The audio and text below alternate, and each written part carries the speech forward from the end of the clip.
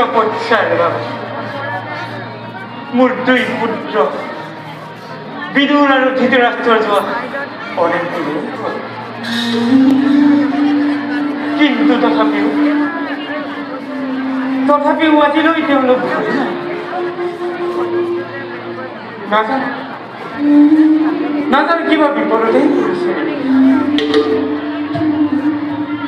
মোৰ অধিক চিন্তা ধৃতৰাষ্ট্ৰ তেওঁ যদি এইবাৰ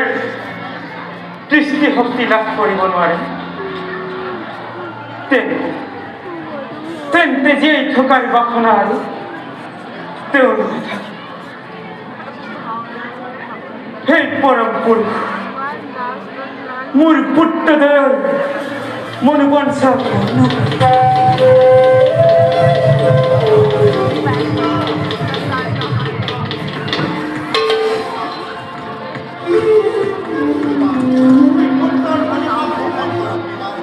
পুত্ৰ বিদুৰ তুমি আহিলা